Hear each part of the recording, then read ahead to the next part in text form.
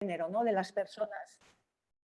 Sí, ya, a ver, es que he oído una cosa así, que me ha, sí, ¿no? Entonces nos ayuda a cuestionar estos posicionamientos esencialistas, un esencialismo biológico con el que muchas veces nos movemos en sexualidad, en la sexualidad y el género, ¿no? Eso muchas veces que pensamos de nacemos gays, nacemos hombres, nacemos mujeres, nacemos trans, nacemos bi, en fin, nacemos sexualmente hablando y genéricamente. Pues bueno, en Aldarte como entidad, ¿no? Este enfoque nos ayuda a plantearnos esta cuestión y alinearnos con algo que dijo Simone de Beauvoir, que dijo, no se nace sino se llega a hacerlo, ¿no? No nacemos mujer, sino que se llega a hacerlo, ¿no? Nosotras, pues nuestro enfoque va por esa línea y también nos lleva a cuestionar en la otra parte esencialismo de corte cultural, es decir, somos conscientes por nuestro contacto con la gente, por todo lo que, cuando nos relacionamos con la gente, de que no, tampoco cambiamos nuestros deseos y nuestros géneros tampoco cambian a la carta. Es decir, no es una cuestión de decir, joder, es que tengo que dejar de ser hombre, venga, tengo que ser mujer, pero venga, que soy mujer mañana. No, o tengo que dejar de ser heterosexual para ser lesbiana porque resulta que políticamente hablando, feministicamente hablando, es mejor ser lesbiana. Pues entonces yo voy y cambio. Pues bueno, somos conscientes también de que estos esencialismos culturales, pues tampoco, pues bueno, ¿no? que también hay que cuestionarlos porque, claro, pues bueno, lo que es el deseo, lo que son los géneros, se van construyendo en un proceso de socialización que es bastante complejo, en el que tampoco cambiamos porque queremos y porque sí. ¿Vale? Este enfoque constructivista también nos recuerda que la sexualidad, el deseo, los géneros, los cuerpos, si adquieren significado es porque vivimos en sociedad, es porque estamos interactuando constantemente y creando de forma constante los significados personales y colectivos que tenemos acerca de los deseos, la sexualidad, el género, etc. También nos hace tener en cuenta las diversas cosmovisiones que hay en torno a las sexualidades y a los géneros. Esto es una obviedad, pero no es lo mismo la sexualidad en este contexto occidental que si vamos a otros contextos de otras partes del mundo. Y tampoco es lo mismo, ni el género ni la sexualidad a lo largo no ha sido lo mismo a lo largo de las diferentes épocas históricas. Esto pues lo tenemos, hay que tenerlo bastante presente cuando nos acercamos a esta realidad de las sexualidades y los géneros. Y luego, además, nos parece que este enfoque constructivista compatibiliza muy bien con otros enfoques de trabajo, que seguro que aquí sí que suenan más, ¿no? Los enfoques de trabajo interseccionales, enfoques de trabajo de género feministas, de diversidad, enfoques de trabajo de psicosocial, de cambio, de transformación social. Y finalmente también este enfoque a nosotras en Aldarte nos gusta mucho porque nos ayuda a hablar de la capacidad de agencia y de las responsabilidades, de esa capacidad de elección que las personas tenemos respecto a nuestros deseos y a nuestros géneros. Y por todo eso, bienvenidas a Aldarte, porque este taller conceptual es un recorrido, un viaje por todo nuestro edificio conceptual.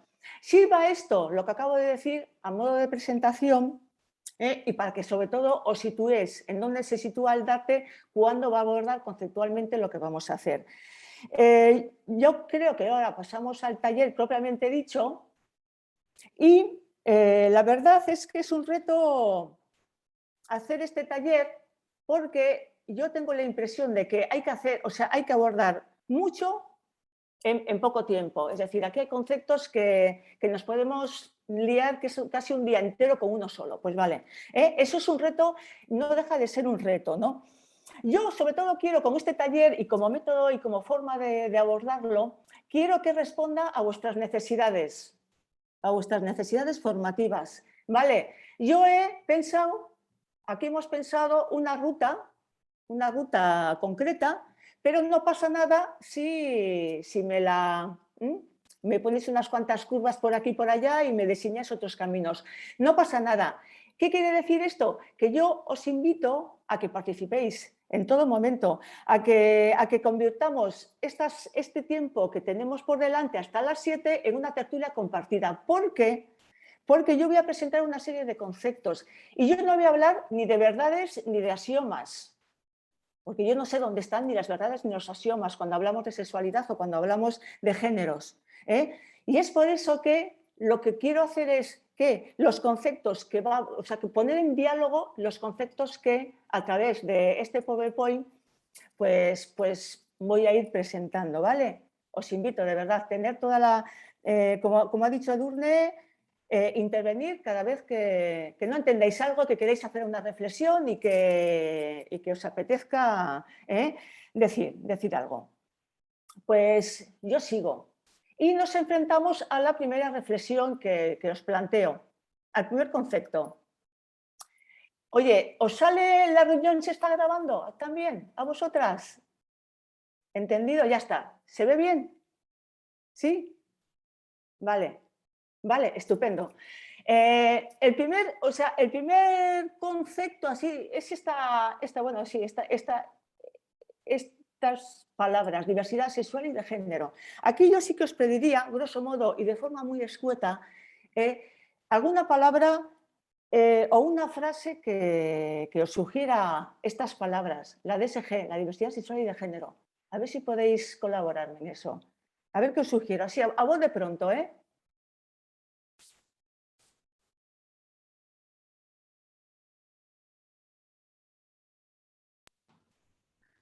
Aquí ha salido la palabra colores. ¿Colores?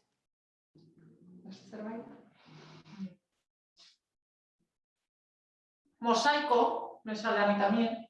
Bueno. ¿Mosaico? Abanico. Abanico. Ha dicho alguien.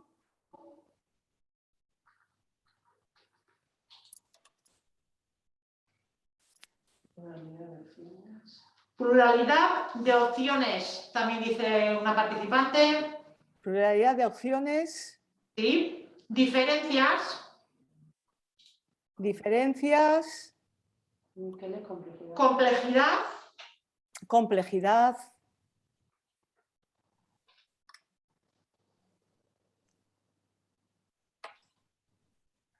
Desigualdad.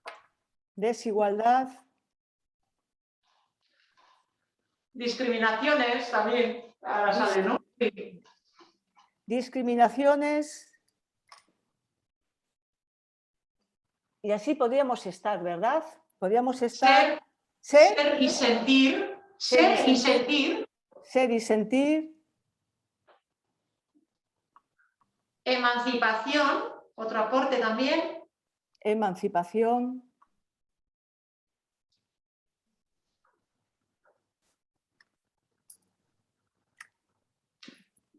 Bueno, derechos humanos, me sale de ahora, ¿no? Derechos. Derechos. Bueno, yo si queréis, igual lo dejamos aquí. Atracción. Atracción. Venga, atracción. Venga, la última, atracción. Seguro que se os irá ocurriendo muchísimas más palabras porque en fin, que yo creo que todo el mundo logramos captar en cierta manera el significado que tiene estas palabras diversidad sexual y de género.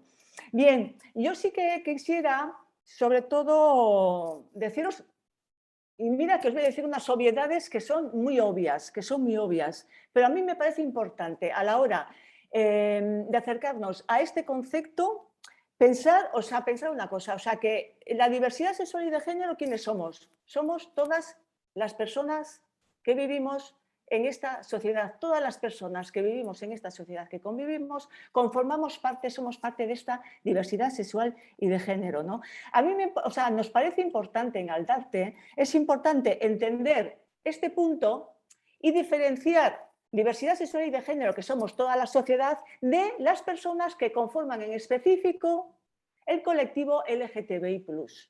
¿Vale? Hay una diferenciación, ¿vale? Diferenciar una cosa de la otra, ¿no? Como una manera, como una forma de romper el ellos, ahí están ellos, los que forman parte de la diversidad, porque muchas veces se dice, joder, los que forman parte de esa diversidad sexual y de género, ¿no? Como si tú no formaras, ¿no? Pues bueno, yo creo que todo el mundo formamos parte de esta diversidad y esto es diferente de formar parte en específico de un colectivo que se denomina LGTBI+. Ahora, ¿vale? Como veis, este gráfico yo lo he sacado de este librito, que yo no sé si lo conocéis, que es Dibujando el género, que a mí me parece una maravilla, que es muy cortito y que a la agencia le voy a enviar el PDF para que lo tengáis y lo leáis porque es realmente muy interesante, que es Dibujando el género. Y Ya lo tenemos, Lala. ya lo tenéis. Pues lo tenemos cuando hicimos las jornadas en 2016. Sí. Pues sí, pues este librito es muy interesante porque aquí está, pues no sé, esta diversidad es un mal, es verdad, hacemos que sea un mal proceloso, ¿no? Un mal muy agitado, lleno de dificultades, ¿no? Cuando habláis de desigualdad, de discriminaciones, de vaya complejidad, o sea, de diferencias, etcétera, ¿no? Lo hacemos que todavía resulte en muchas partes del mundo. Y yo creo que en general resulta todavía difícil convivir en el respeto y en el reconocimiento en esta diversidad sexual y de género, ¿no? Yo creo que eso es importante tenerlo en cuenta. Y luego, también creo que antes he dicho, o sea, que yo no sé qué certezas hay en el terreno este de lo sexual y del género, pero sí sé, yo creo que si hay una certeza a la que podemos agarrarnos es que hay diversidad. Es que somos diversidad, las personas somos diversidad y en la sexualidad y el género somos diversidad, ¿no? Y yo creo que es un concepto que nos une, que nos aglutina y que nos podría definir a todas las personas que estamos en esta sociedad. Yo con esto no quiero comentar más cosas. Si tenéis alguna reflexión, pues nos la compartís. Si alguien quiere decir algo, que complete lo que yo he dicho.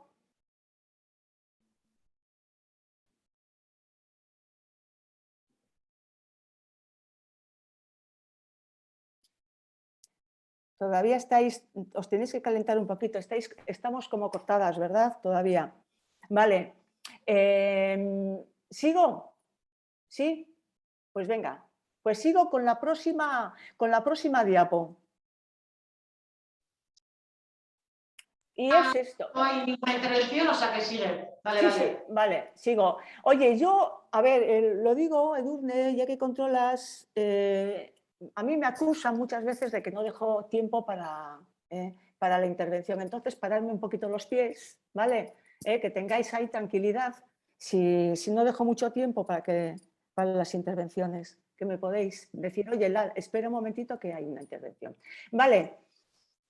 Yo aquí os haría una pregunta también. ¿Alguien de aquí tiene clara la distinción entre sexo y género? O sea, alguien que estáis así, ¿tiene claro? Es decir, alguien, por ejemplo, nunca se ha confundido con respecto a estos dos conceptos. ¿Ha querido decir género cuando quería decir sexo y ha querido decir sexo cuando ha querido decir género?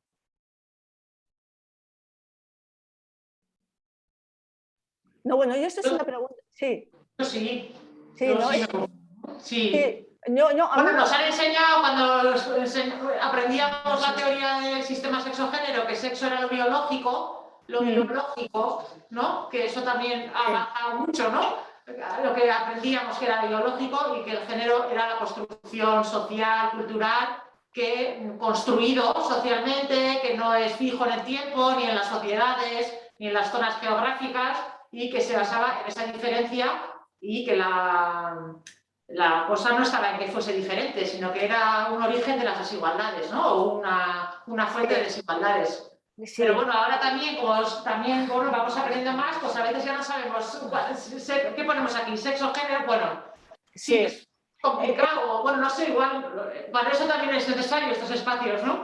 No sé, a mí me parece complicado y yo además, sabiendo lo que os voy a decir, yo voy a salir de aquí y mañana me seguiré confundiendo, ¿vale? Porque son dos conceptos que están enormemente unidos. Tú misma, Edurne, acabas de mencionar lo que es el sistema sexo-género, que son... Sí, hay una intervención también que dice que muchas veces se confunde y ahora más.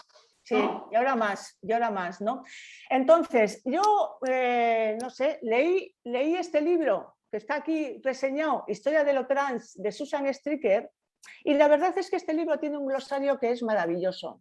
Es decir, que yo os animaría a tener este libro y a leer el glosario, porque es estupendo, ¿no? Y entonces, esta mujer, Susan Stricker, aborda de forma analítica esta distinción, ¿no? Y aborda también esta confusión, etcétera, ¿no? Como algo que le pasa al más normal de los... O sea, que es muy corriente, una confusión que es muy corriente, ¿no?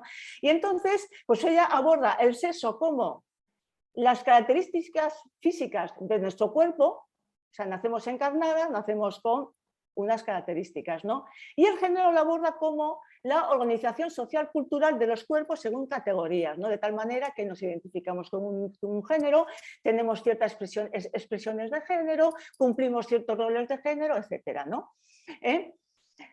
Ella establece esta distinción, pero dice una cosa que a mí me parece que también es importante, comenta algo que me parece importante, es decir, que el sexo haga referencia a las características físicas de nuestro cuerpo no significa que haya que, naturalizarlo, esencializarlo, o sea, no significa que nazcamos mujeres, nazcamos hombres, nazcamos trans, que no significa eso, ¿no? Sino que advierte y dice, sexo género adquieren sentido a través de la cultura, adquieren significado a través de las interacciones, de las relaciones que tenemos, etcétera, ¿no? El sexo no lo lleva al terreno estrictamente de lo biológico, sino que, aún sabiendo que nacemos encarnadas, que nacemos con un cuerpo determinado, lo que hace es todo lo que pensamos y todo lo que construimos ideológicamente alrededor de ese cuerpo, el sentido que le damos a ese cuerpo y los significados que le damos a ese cuerpo es cultural. El cuerpo por sí solo no habla, no habla por sí solo, no es preexistente, ¿vale? Y eso yo creo que a mí me parece que es un aporte bastante interesante. Claro, con esto del sexo-género, claro, como es algo como muy cultural, ¿no? que construimos en estas interacciones, sí que es verdad que en Occidente, claro, lo hemos construido de una manera bastante binarista, ¿no? Pues somos femenino, masculino, somos hombres y mujeres, y luego también en Occidente lo que hacemos es que adjudicamos el género a través de la genitalidad. Cuando nacemos, en los tag que hacen a las criaturas antes de nacer y demás, lo que hace nuestra cultura es coger y definir un género en relación a lo que la gente tiene entre las piernas. Esto es lo que hacemos en Occidente, que hacemos esta primacía de la genitalidad. Hay otras culturas que no adjudican el género de estas maneras, sino a través de otros rasgos, ¿no? De carácter o de, ¿no? Otros rasgos físicos. Pero aquí lo hacemos así en Occidente. Y luego en Occidente, pues claro, creamos una estructura jerárquica, ¿no? Sexista, ¿no?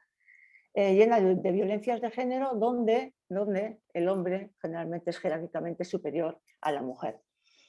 Yo no sé si que a mí se me han acabado los comentarios acerca de esta diapo. Igual os apetece hacer algún tipo de comentario sobre lo que he dicho. ¿Alguna aportación o algo?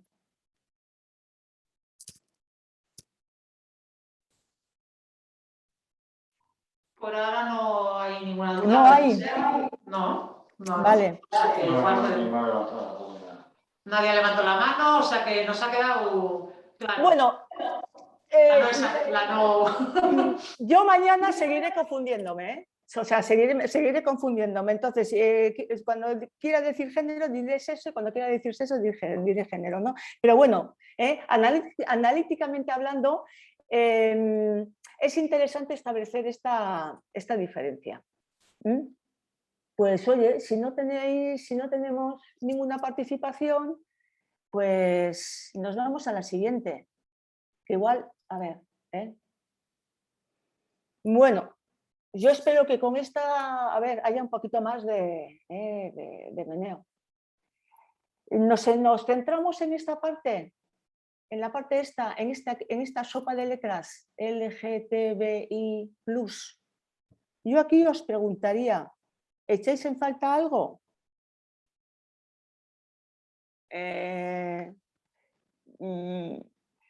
¿Utilizaríais otro tipo de nomenclatura para abordar este colectivo, a las personas que conforman este colectivo? Amor, dice una persona. Amor. Amor. Sí. ¿En dónde pondrías amor?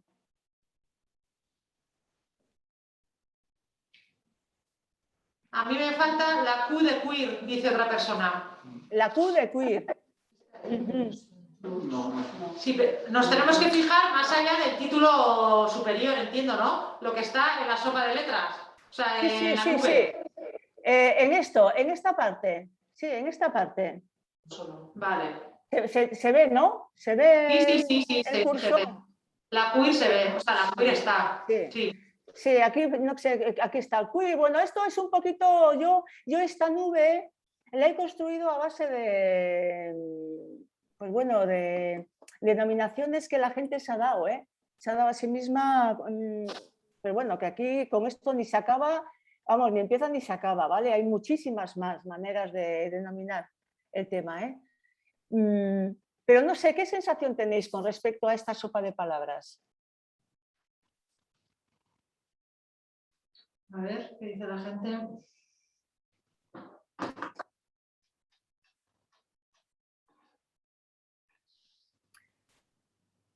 No, porque yo os digo, os comento, a mí siempre que he abordado este acrónimo, o sea, siempre me han comentado, menudo jaleo que hay con esto, menudo jaleo.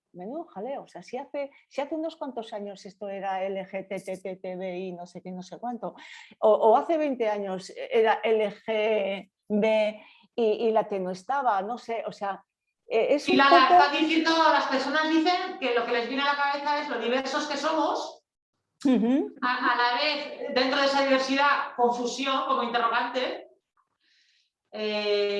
también la complejidad de la identidad, confusión se vuelve a repetir, sí. Sí, ¿no? Lo cambiante que es la sociedad, otro aporte es la necesidad de definirnos. Oye, ¿y la necesidad de definirnos en qué sentido se dice? Alguien ha seguido la importancia de autodefinirse, de autorreconocerse. Los nombres ayudan a ordenar y a definir. Sentirnos parte de un grupo y reconocernos.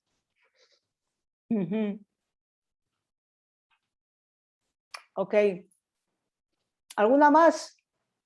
¿Algún comentario más? No, por ahora no. Pues yo, no, bueno, yo esto lo suelo utilizar para, pues bueno, como acercamiento, ¿no? O sea, porque sí que es verdad que hay una cosa o sea, que cuando nos acercamos a este ámbito, ha habido cierto jaleo de denominación, o sea, de cómo, o sea, y cómo, y qué empleo. ¿Es legítimo emplear esto? ¿No es legítimo emplear esto? Y sí que es verdad que sí que ha pasado, ¿no? Entonces, pues bueno, yo quiero, no sé si se entiende el signo más. ¿Alguien entendéis el signo más? Que si se entiende el signo más. Sí, ¿por qué está el signo más? Infinito, hay un aporte. Inclusivo, también comentamos por aquí. No limitante. Sí, por no dejar a nadie fuera, ¿no? Como sí, inclusivo sería. Abierto. Un poquito sería esa idea, ¿no? Bueno, porque la idea es que esta sopa de siglas, LGTBI, que haría alusión a lesbianas, gays, trans, bisexuales, intersexuales, que haría alusión a eso, claro, no representa, o sea, no abarca toda la diversidad de realidades que en realidad abarcan ahora mismo las personas que integran este colectivo, ¿no? Y entonces se pone el signo más como... va diciendo, hay muchas realidades que no son mencionadas, como las bolleras, las poliamorosas, las demisexuales, pansexuales, lesbitrans, marica, queer, etcétera, ¿no?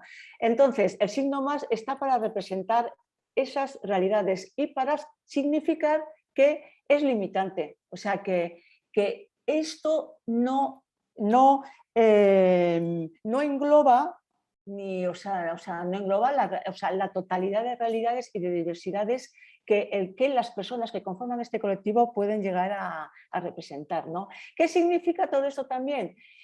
Todo este bailoteo de siglas, etcétera, que las personas LGTBI, claro, no se define, o sea, no hay una definición en realidad exactamente precisa, ¿no? Porque la verdad es que hay mucho debate y hay incluso hasta poco consenso en cómo definir, por ejemplo, qué es ser lesbiana, ¿no? O sea, tú, si me preguntas a mí, yo seguro que te digo algo diferente que te diría alguien que está a mi lado, ¿no? Entonces es verdad que puede haber hasta poco consenso a la hora de definir esas realidades que engloban este colectivo, ¿no? Porque las personas que pertenecemos a este colectivo pertenecemos a realidades que somos socialmente muy heterogéneas y muy cambiantes y muy personales a la vez, ¿no? Entonces yo creo eso hay que tenerlo en cuenta a la hora de acercarse a esta realidad. ¿Vale? De todas maneras, ¿por qué pongo yo aquí LGTBI+? Podría haber puesto LGTBIQ+, porque además sé que la Q se pone, o sea, es verdad que en muchas ocasiones se pone. A ver, en realidad lo que aparece en plan como una especie de estrategia, de utilidad estratégica, lo que se utiliza, y vais a ver en numerosos informes, ¡ay, que se me ha ido! Ahí. En numerosos informes es LGTBI, incluso LGTB. Informes que se realizan a nivel internacional, que vienen de la ONU, en fin, en las leyes que se promulgan con respecto a este colectivo, etcétera, se utiliza como una manera, parece que hay un consenso general, una manera de denominar a las personas que conforman este colectivo como las personas LGTBI. En Aldarte nos gusta poner el plus también, porque nos parece que todas esas realidades que no son mencionadas y que todavía no tienen carta de naturaleza social, pues creemos que tienen que ser tenidas en cuenta. ¿Tenéis alguna pregunta, alguna cuestión, alguna duda? ¿Alguien conoce los colectivos Maribollo Trans?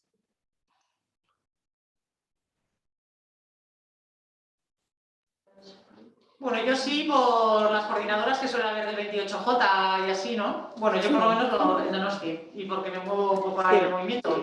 Por eso, o sea que de la gente. Que la diversidad de maneras de nombrarnos y de abordar también reflejan las tendencias de trabajo y de cómo ven, y de cómo se ven las tendencias que hay detrás. Es decir, una coordinadora Maribollo Trans igual no es lo mismo que una coordinadora LGTBI, ¿no? A la manera de, en los discursos que se lanzan al exterior, etcétera, ¿no? También es verdad que las denominaciones reflejan esas diferentes tendencias político-sociales que también hay en el interior del colectivo LGTBI, que muchas veces tendemos a homogeneizarlos, ¿no? Es decir, a no entender por qué resulta que hay una persona que pertenece a este colectivo que dice exactamente lo contrario a esta persona que también pertenece a este colectivo, ¿no? Yo por lo menos en muchas cosas que hemos hecho en Aldarte, muchas historias que hemos hecho al exterior, muchas veces nos hemos encontrado con esa sorpresa, ¿no? De no entender por qué existen diversas tendencias, etcétera, ¿no? Entonces, sí que es verdad que no hay que homogeneizar a las personas que conforman el colectivo LGTBI. Por seguir un poco lo que comentas, Lala, de las siglas, a mí es verdad que también creo que me pasa que nunca sabes cuántas meter o no, porque por el miedo a igual dejar a alguien fuera, ¿no? También definir o visibilizar o acotar algunos conceptos o siglas siempre te va a llevar a dejar a alguien fuera. Entonces, bueno, que te mueves un poco a veces en la duda de si no vas a discriminar a alguien o no mencionarla, pues nunca Siempre. sabes cómo nombrarla, ¿no? Sí. Siempre te quedas en la duda, ¿eh? Siempre. Yo creo, o sea, nosotras por eso ponemos el signo plus. Es verdad que la Q de queer, no utilizamos, pero porque teóricamente hablando, claro, lo queer es la diversidad total de identidades, ¿no? Y entonces, pues claro, lo queer en sí sería todo eso. Todo lo que representan esta sopa de palabras y todavía más, ¿no? Entonces, por eso no ponemos queer,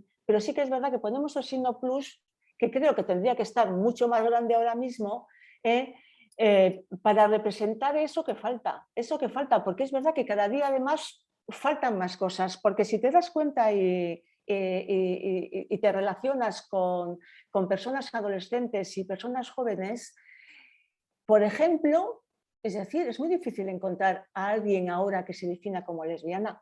O sea, van a adoptar desde un posicionamiento más político la palabra bollera, por ejemplo, está más utilizada, que aquí no está la palabra bollera. Pues bueno, aquí la palabra bollera se va a utilizar con más frecuencia desde el punto de vista político, social, etcétera, qué vamos a decir a la sociedad, que la palabra lesbiana, que está francamente en desuso. Tú hablas con un adolescente, o con personas adolescentes, etcétera, y muchas se van a definir como bisexuales en el terreno ahora mismo del deseo, o como poliamorosas, que yo cada día lo oigo más, que no está aquí el poliamor, sí, aquí está el poliamor, ¿no? Etcétera, ¿no? Y más denominaciones que todavía están por inventar, o sea, que es que todavía están por definir porque este ámbito es un ámbito, yo creo que, o sea, muy vivo, y que está en constante y en permanente construcción, que creo que es lo que hay que entender a la hora.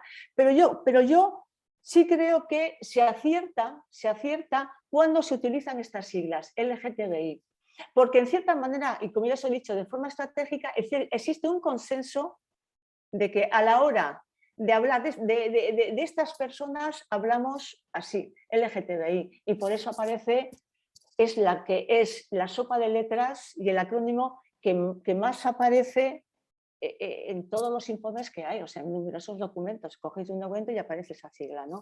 Y yo creo que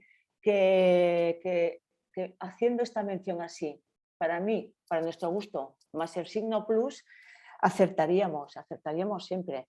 Y con la cosa de que... Clara, sí. Hay una pregunta que dice que entonces el plus incluye más expresiones como podría ser la Q, ¿no? La Q y otros. Sí, por ejemplo. La plus sería esa, ¿no? Lo inclusivo. Sí. Sí, porque lo queer nace como esta... Claro, la queer, estamos haciendo referencia a lo queer, ¿no? La Q. Sí, ¿no? Sí. Claro, porque lo queer nace con esa vocación, ¿no? Con esa vocación de ser, de englobar, o sea, de reconocimiento de todas las diversidades, ¿no? De venga, vamos a hacer, pero venga, todas las identidades que salgan a flote, ¿no? Y entonces sale esta palabra queer. Lo que pasa que es verdad que tendría que estar, es verdad que igual tendría que estar arriba, LGTBIQ, ¿eh? Pero no es tampoco, o sea, no es lo que más aparece, ¿eh? Pero bueno, que también podría estar, vamos, con total libertad. Si ponéis la Q, también estupendo, ¿eh? Sí, porque además se queda también como una expresión identitaria, ¿no? de lo que somos las personas, ¿no? O sea, paradójicamente. Sí, ¿hay alguna reflexión más? No sé si he contestado, ¿eh?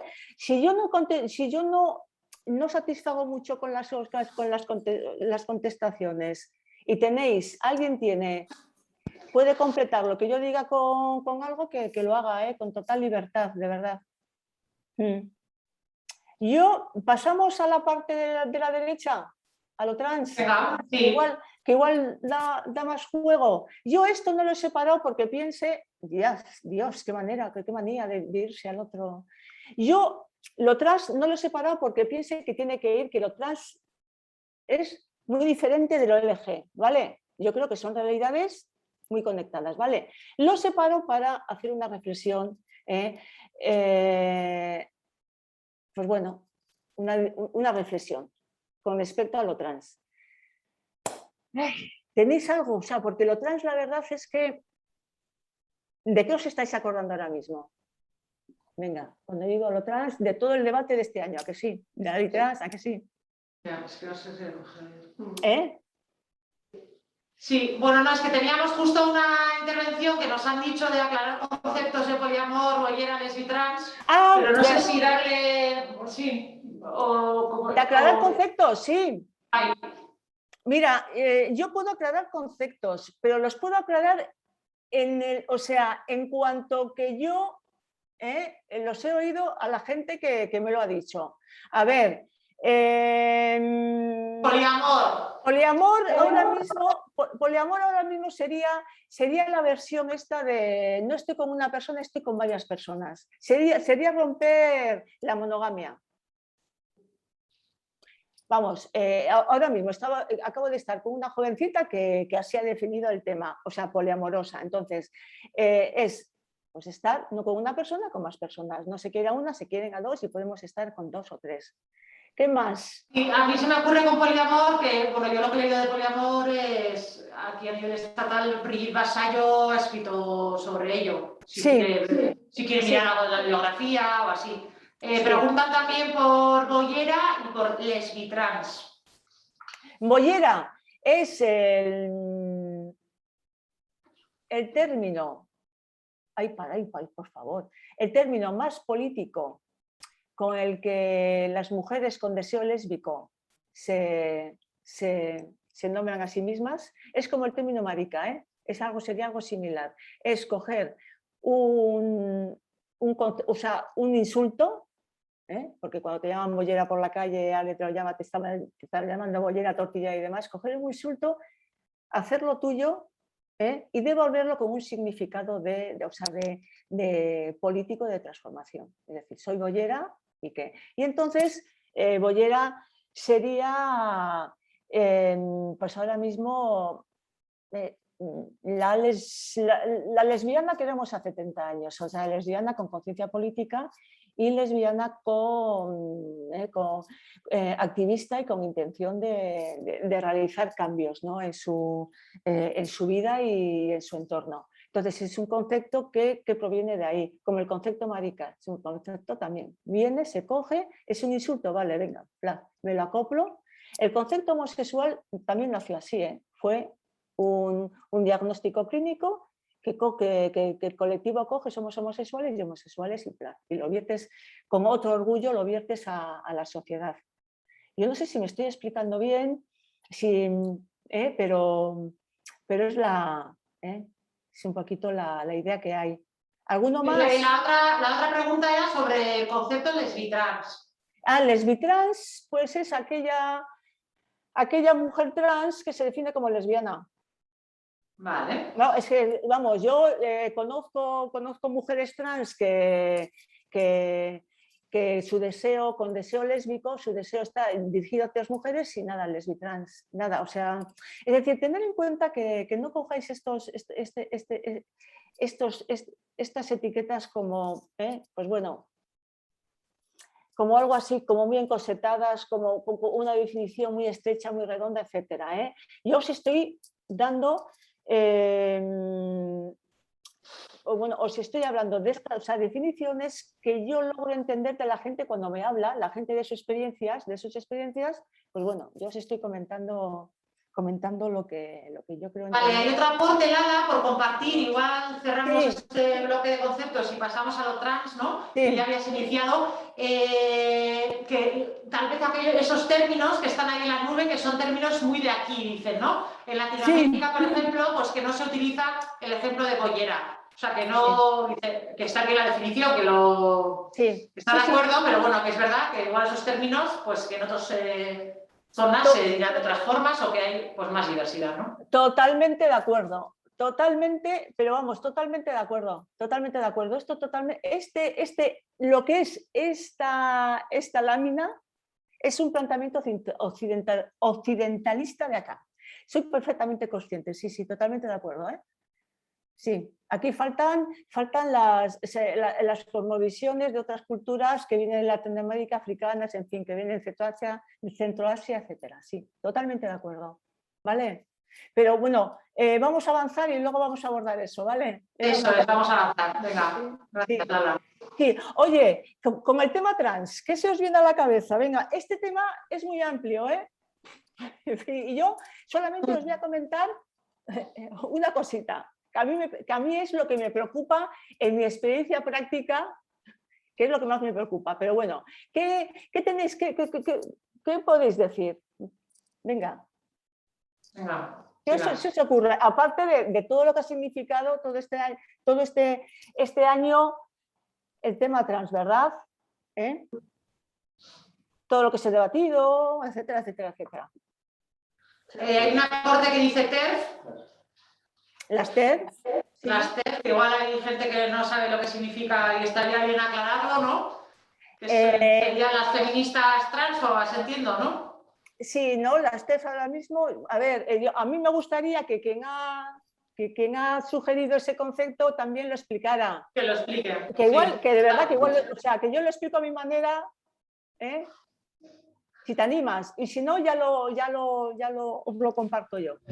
No, sí me animo. Sí, Lo vale. que seguramente no lo haré igual de bien que tú. Bueno, seguro. Entiendo que es un movimiento que nos está afectando muchísimo ahora mismo, sobre todo en el Estado español y a nivel de Europa, porque es un movimiento que surge dentro del feminismo para atacar directamente a un grupo que cuestiona por su sexualidad, su género, su diversidad, algo que se venía antes defendiendo desde el movimiento feminista y que de repente desde dentro, pues feministas de toda la vida, referentes, pues se han convertido en atacantes de derechos. Estupendo. Vamos, ¿has acabado? Porque yo no lo hubiese definido mejor, ¿no? Lo que están significando las TERF. ¿Algún otro aporte con el tema trans que os haya llamado la atención en estos últimos años? Estos últimos meses, días, ayer, en fin. Tenemos una mano levantada que yo creo que quiere participar. Pues adelante. Venga, adelante. ¿No? A mí me ha salido una mano. Aymar o no sé. Bueno, si no habla. Igual ha bajado. Igual ha bajado. No sé, ya que no se anima nadie. A mí con lo de trans me sale conflicto, me sale división, me sale tristeza también, porque es lo que a mí me provoca, ¿no? Pues tristeza, ¿no? Sí, no sé, eso. Sí, la verdad es que muchas hemos sufrido mucho asistiendo a debates, comentarios, discursos, ¿verdad? Marginación, dice una persona también, sí. Marginación. Marginación, sí. Exclusión. Sí, sí. Bueno, yo aquí que quiero, a mí qué es lo que me... No, ¿habéis acabado? Yo sigo hablando y me decís y me cortáis y intervenís, ¿vale? Yo, ¿por qué pongo trans ese espacio donde habita el género normativo? Porque a mí me parece que lo trans tendría que ser percibido así. ¿Cómo? O sea, lo trans, la sociedad, por lo menos aquí en Occidente, lo que es aquí en Bilbao y en Euskadi y en donde estéis, significaría ese espacio donde aquellas personas que en un momento determinado dudan de ese género que les ha sido asignado al nacer, pues es ese espacio que la sociedad reserva a estas personas, con esta denominación de trans. Aquí en la nube tenéis muchas denominaciones, ¿no? de lo que significaría esta diversidad de género, ¿no? Pero yo también aquí, y esto, no sé si conocéis este libro, A la conquista del cuerpo equivocado, ¿conocéis? Pues bueno, a mí me parece que este es un aporte súper valioso a la hora de, pues bueno, de cuestionarnos el relato quizás hegemónico que sobre lo trans, sobre la transexualidad se está, claro, se ha impuesto en estos últimos años aquí en nuestra sociedad occidental. Este relato de que las personas transexuales en cierta forma han nacido en un cuerpo equivocado, por eso, yo lo estoy resumiendo mucho, como han nacido en un cuerpo equivocado, por eso sienten esta disforia de género o malestares sobre su cuerpo y por eso además tienen que hormonarse y tienen que pasar por la cirugía. ¿Vale? Entonces, Miquel Misé, en este libro, A la conquista del cuerpo equivocado, que ya veis que la verdad que es muy agradable de leer, pues cuestiona y desarma con bastante brillantez, según en mi opinión, todo este relato hegemónico, ¿no?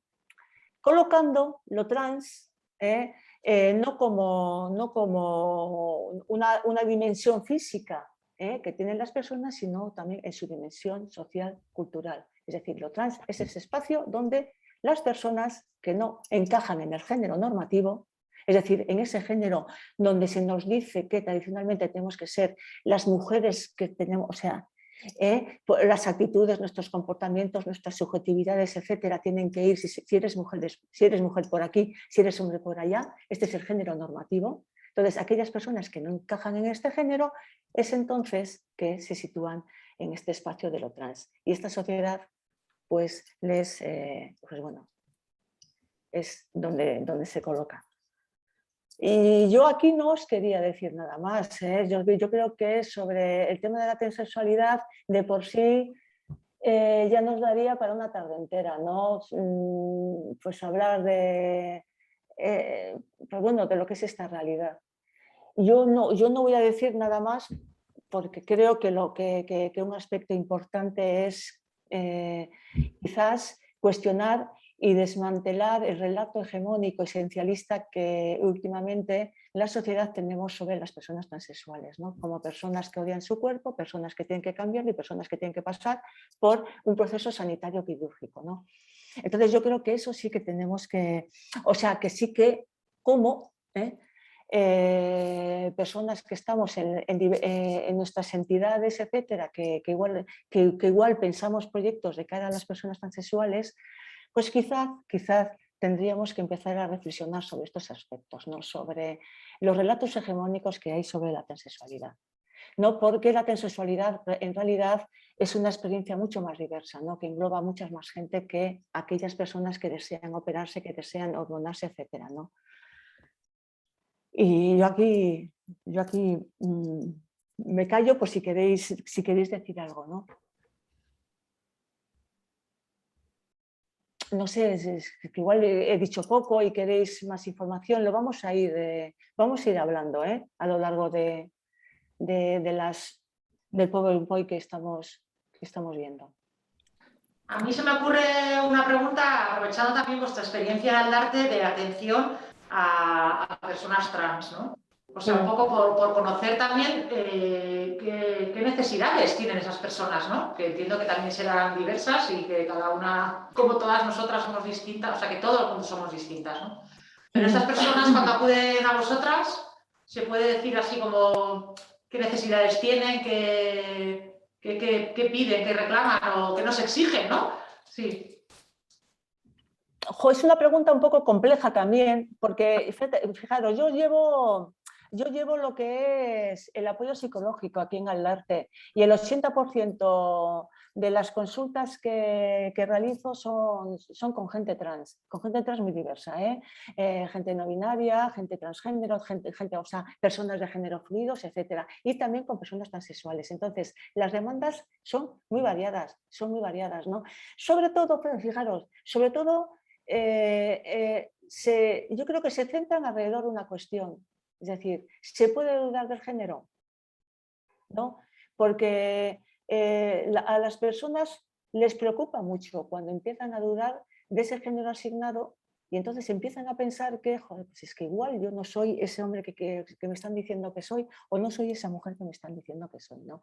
Y eso crea mucha angustia, Y entonces, pues, mucho de las demandas personales, demandas de atención, demandas de esclarecimiento, ¿no? de qué es esa identidad de género, de dónde está, de cómo es. Es posible no tener una identidad de género, es posible no sentirse hombre, no sentirse mujer, es posible, etcétera, ¿no? Entonces yo creo que demandan mucha necesidad de hablar de poder esclarecer qué están sintiendo, ¿no? Con respecto al género. Porque es de decir, también, esto no es una sorpresa, el género es una de las cosas más rígidas que tenemos en esta sociedad, este binarismo tan rígido que nos coloca a las personas sin comerlo ni beberlo, y lo vuelvo a decir, porque tenemos algo entre las piernas, nos coloca hombre y mujeres. Este binarismo, esta sociedad binarista, donde solamente se contemplan dos posibilidades para vivir los géneros, pues yo creo que nos está matando y aniquilando a mucha gente, está provocando muchísimos conflictos mentales, pero muchos. Entonces yo creo que muchas veces está centrado ahí. Yo estoy hablando de aquí, porque yo sé que si te colocas en otro contexto, como es el Latinoamérica, donde están asesinadas, donde salen a la calle, donde se han empoderado, no sé, han recuperado ese orgullo, etcétera, salen a la calle y cataplastas. Muchas veces no tienen esa opción laboral más que la prostitución, el trabajo sexual, y donde es verdad, donde hay unos números que son totalmente alarmantes de asesinatos de mujeres y hombres trans, es otra realidad totalmente diferente. Y es una realidad que yo aquí toco de vez en cuando, pero no mucha, pero sí que es verdad que esa es otra realidad y ahí demandan reconocimiento de derechos, porque aquí las personas transexuales que optan por hacer procesos de transición, y proceso de transición me refiero a ese proceso en el que una persona decide adaptar en su cuerpo las características físicas del género que está sintiendo. Entonces, aquí lo que ese reconocimiento, esos procesos de transición, se puede hacer gratis en la unidad de cruces, en las unidades de género de los hospitales.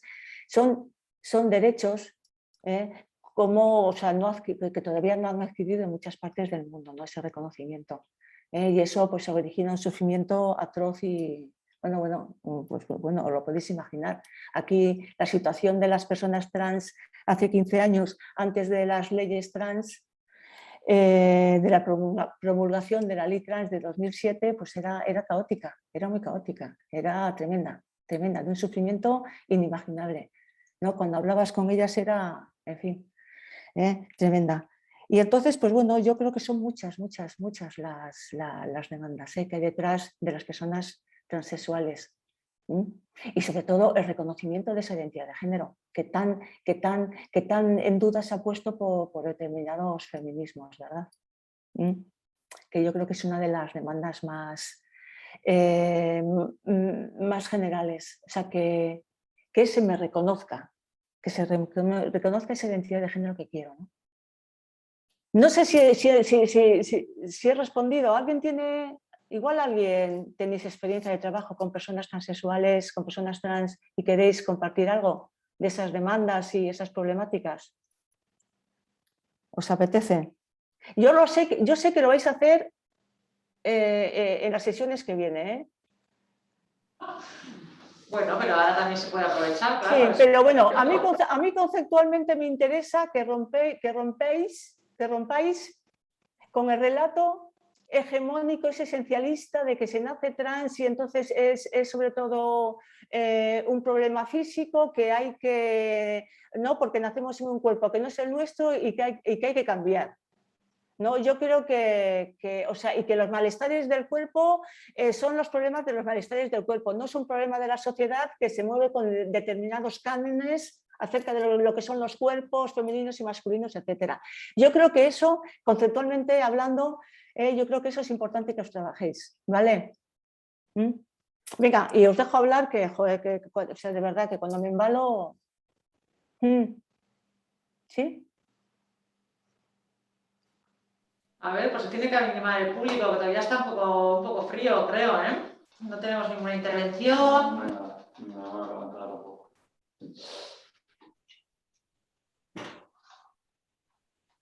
Bueno, yo, si os queda... Kaixo. Sí, Kaixo. Sí, bueno, yo soy Gaizka de Aldarte, también compañera de Lala, y siempre es un placer, pues, a una compañera de estas características, pues, seguir escuchándola, ¿no? Y de lo que estaba comentando también, pues, como aporte de todas las personas, pues, no solo trans, sino LGTBI+, que acuden al Aldarte, también muchas veces es... Cuando hemos dicho, ¿no? Igual hay miedos, hay un poco de nerviosismo de cómo actuamos, dejamos de actuar.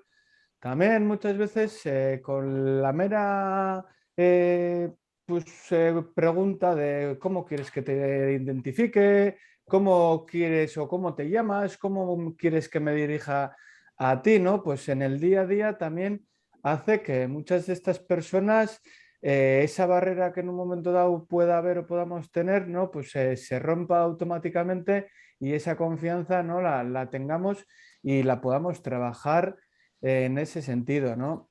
Y ayuda porque a la vez también hace ver que a estas personas en tu día a día las tienes en cuenta porque estás teniendo en cuenta que hay esas otras realidades que muchas veces o están invisibilizadas, como habéis dicho, marginadas, etcétera, pero que al mencionar estas cuestiones, pues automáticamente me están teniendo en cuenta y eso ayuda pues también, o nos comentan también que ayuda a la hora de dirigirnos a estas personas y para hacer cualquier trato o cualquier trabajo, incluso de relación, etcétera, ¿no?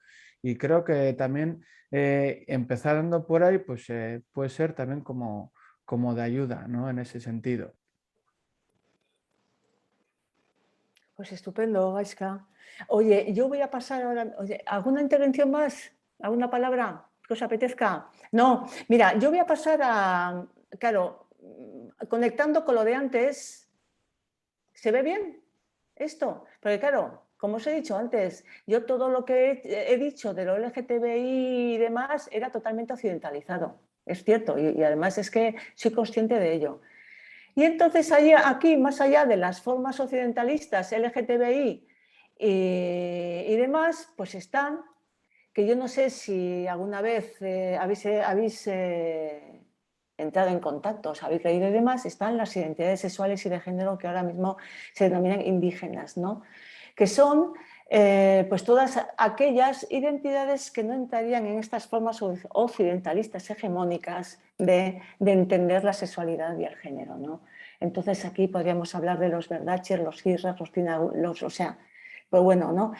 Los musus, etcétera, toda una serie de colectivos que realmente si tienen una historia que denuncian y de la que hablan y de la que dicen y que cuestionan. Aquí estuvo una musu hace 2 años antes del confinamiento en unas jornadas hablando, y si algo nos ponía muy claro, es que no son transexuales, ¿no? Decía, el relato transexual sobre los géneros, etcétera, nos parece estupendo y ha servido para provocar muchos cambios sociales y políticos. Pero, por favor, que a nosotras, que nuestra experiencia no se denomine transexual porque no somos transexuales, ¿no? Y era una cosa que repetía, y toda la conversación se centraba en eso, ¿no? Pues bueno, si de alguna manera se responde a la interpelación de antes de que, oye, que aquí no salían, ¿no? No salían otras experiencias fuera de las occidentalistas, ¿no? Y esto yo creo que hay que tenerlo muy en cuenta. Vale. Aquí yo entré, si aquí tenéis una charla, esta charla, biodiversas y acentrales, pues bueno, que es de Amaranta Gómez y Brigitte Batista, son 2 activistas de estas identidades sexuales y de género indígenas, ¿no?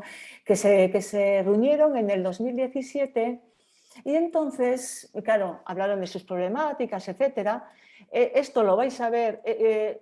O sea, aquí tenéis el enlace de YouTube y es muy interesante que de verdad, una vez que tengáis este PowerPoint, que lo va a tener la gente y os lo va a mandar, que entréis y escuchéis, porque es muy interesante. Y es muy interesante, fijaros que ellas como final, ¿no? del encuentro que tuvieron en el 2017, creo que en Sevilla, porque aquí se me tapa, decían, oye, ¿y si el signo más lo ponemos delante de la sopa de letras LGTBI? Bueno, ellas hablan LGBTTI, y si lo ponemos como un planteamiento metodológico de reconocimiento, ¿no? O sea, de las identidades de género indígenas y de todas aquellas personas que no forman parte de este LGTBI, o sea, LGBTTI, ellas dicen que no forman parte de esta sociedad, ¿no? del occidente, ¿no? Y entonces, claro, para mí esto también es una reflexión que yo hace poco que me la he hecho. ¿Y por qué no poner más LGTBI, verdad? En vez de LGTBI más. A mí esta es una propuesta que me gusta, ¿no? Y entonces, pues bueno, podría ser también una manera, si lo empezamos a utilizar mucha gente, pues hacemos, hacemos peña y lo utilizamos, pero estas proponían estratégicamente, vamos a poner el más antes y después ponemos estas formas hegemónicas occidentalistas, porque es verdad, porque esto se ha globalizado y es verdad, o sea, y entendemos todo. A ver, hasta yo misma hace 5 años o 6 o 7 hablaba del tema transexual y decía, porque el tema transexual y están las musos aquí, porque están en todas partes, y entonces las encerraba en esa experiencia transexual, ¿no? Y luego lees, o sea, te enteras y demás y dices, pero qué burrada hacía, ¿no? O sea, es decir, si estas tienen una cosmovisión totalmente diferente, o sea, estas parten de otra historia totalmente diferente, ¿no? De una experiencia diferente. Y yo creo que eso sí que hay que tenerlo en cuenta, ¿vale? Y entonces esto es una propuesta que hacen, que bueno, que se puede tomar en cuenta, ¿por qué no, verdad? Y mientras voy para atrás, algo que queráis comentar. No tenemos ningún aporte en el chat, no vemos ninguna mano. No. ¿Qué quieren que hables, Lala? Yo lo que no quiero es aburrir, ¿eh? Que yo me preocupo, o sea, cuando hablo mucho, fuera de bromas, de verdad, quitarme la palabra. Bueno, y este es el momento de la etiqueta. Porque yo creo que todo el mundo, a ver, no os habéis preguntado por qué tanta etiqueta, la etiqueta sí, la etiqueta no, etcétera. ¿No? Entonces entramos en el terreno de las identidades sexuales o de género, ¿no? Vamos a entrar aquí. Yo tengo aquí 2 cosas, ¿vale? Cuando se hace referencia a la identidad, ¿a qué hacemos referencia cuando hacemos referencia a esta palabra, identidad? ¿Se os ocurre algo? ¿A que sí? Venga. ¿A qué se hace referencia? Reconocimiento, dicen por aquí. Sí.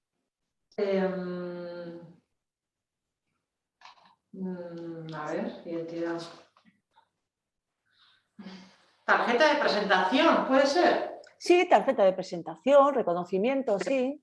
O sea, la identidad hace referencia, ¿no? Autodefinición. A la definición. Por aquí, sí. Lo que nos define. Sí, o sea, cuando nos preguntamos ¿qué somos, hombres o mujeres? Pues cuando dices, pues yo soy mujer, o sea, ahí ya te estás identificando, ¿no? Estás adoptando una postura identitaria. Rasgos y características que crees tener, dice también la gente, ¿cómo me identifico con respecto al otro? También, exactamente. Sí, estupendo. ¿Quién quieres ser? ¿Quién quieres ser? Eso ya, eso es más complejo. ¿Quién quieres ser? Sí, ¿no? La identidad refleja todas esas palabras, ¿no? Y es eso, que grosso modo es con lo que nos identificamos a nivel sexual, a nivel de género y a otros niveles, porque somos vascas, no sé, o españolas, o no sé, o de no sé qué. O sea, la identidad es ese cuerpo, o sea, esas historias, o sea, que nos estructura internamente, ¿no? Lo que es la estructura interior el edificio interior de lo que somos, ¿no? Lo que muchas veces da sentido a lo que somos, a lo que hacemos, a por qué estamos aquí, por qué hacemos esto, no hacemos esto, o sea, y sobre todo por qué estamos aquí en este mundo y por qué, ¿no? Y que nos hace entender muchas veces lo que somos y no somos. ¿Vale? La identidad, yo os explico y hago una retrospectiva histórica, porque la identidad como tal, el debate de la identidad ha sido un debate de los que más ha habido dentro y en el interior del movimiento LGTBI. Pero bueno, ahora igual no tanto, y luego voy a entrar por, igual, no sé, lo comento, pero siempre ha habido debates muy enconados sobre existe o no existe, realmente existe la lesbiana, existe el gay, realmente existe la identidad, realmente es una opción.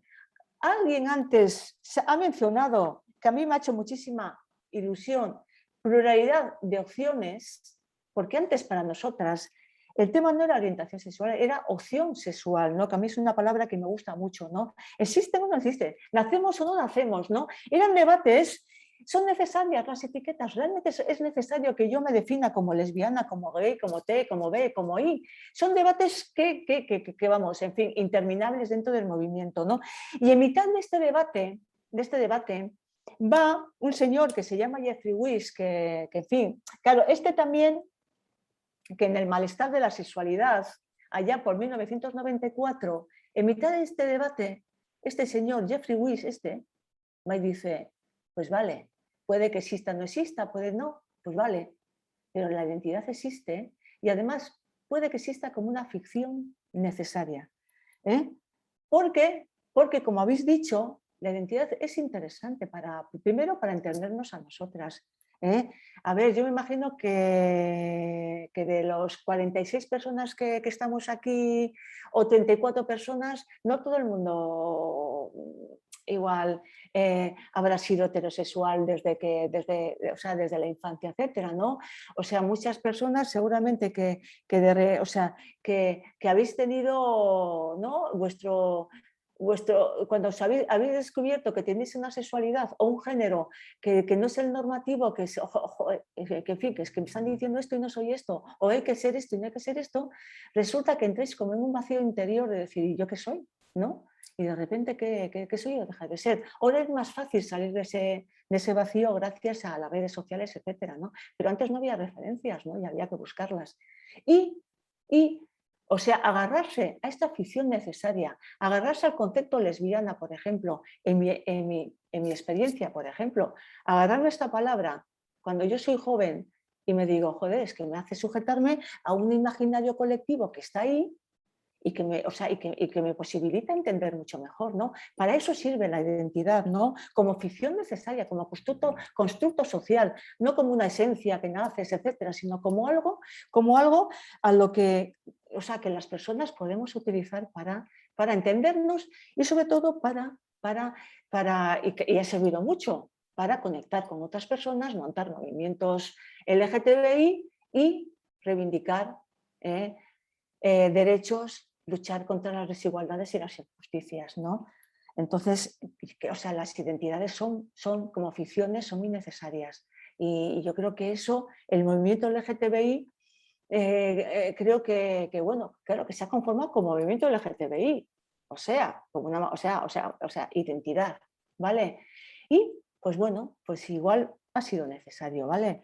Como una posibilidad, además, para hacer frente común a las opresiones y lograr la igualdad de derechos. La aparición de este concepto de identidad, sí, pero como una ficción necesaria, pues para nosotros, pues es algo como muy interesante, ¿no?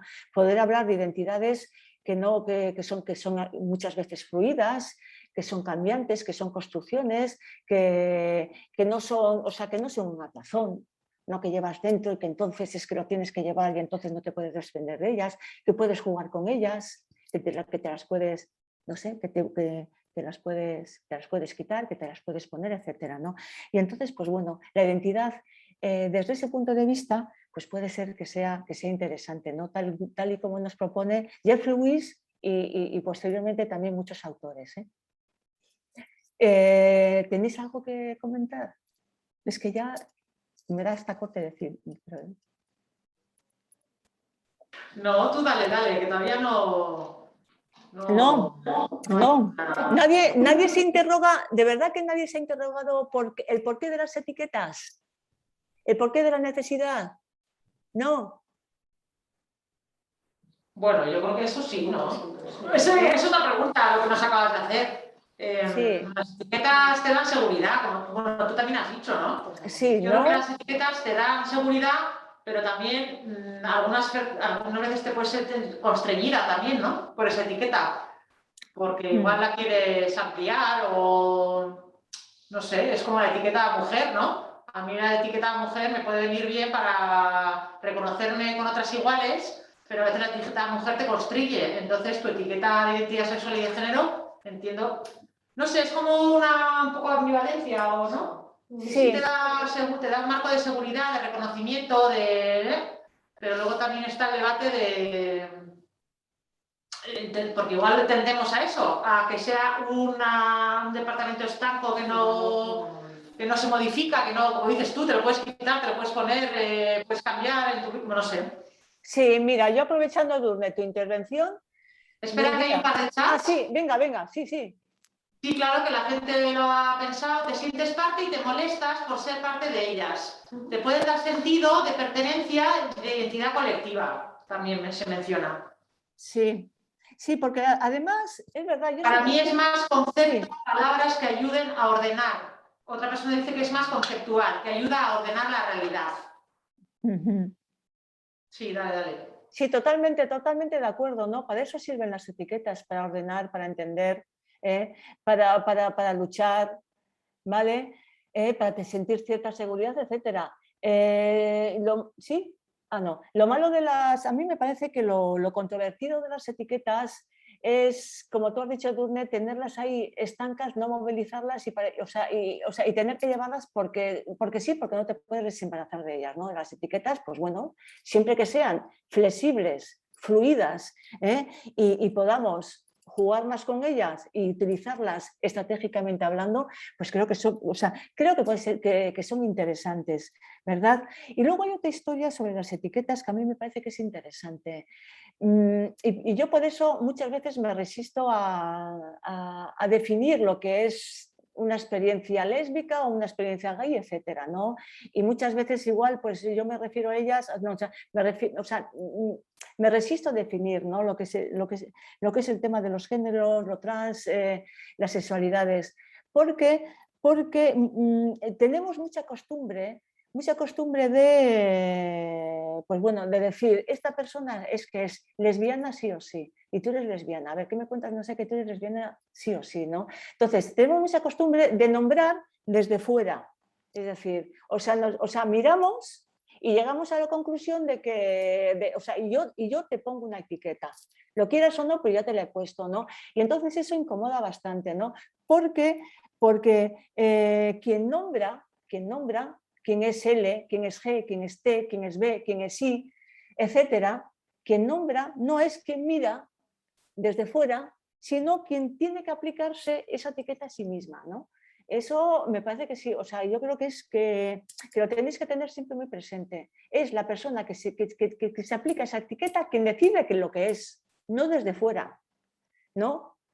Y tener en cuenta que en las consultas psicológicas, psiquiátricas y demás hay mucha costumbre en las consultas sexológicas, mucha costumbre de decir, no, si tú eres, vamos, tú eres del libro, no sé qué, ¿no? Y entonces, que sí. No nombra quien mira, sino quien se tiene que aplicar sobre sí misma esta etiqueta, ¿vale? A mí me parece que es interesante tener en cuenta eso, sobre esto de las identidades. Hay otra parte aquí que me parece que es interesante, que esto, a ver, ¿cómo os explico yo? ¿Alguien ha leído Alianzas Rebeldes? ¿Este libro? Yo me lo estoy acabando. Estoy en el último capítulo. Bien. Porque a mí me parece que es muy interesante. Sí, es muy interesante. Es muy fácil interesante de leer. Y muy fácil de leer, porque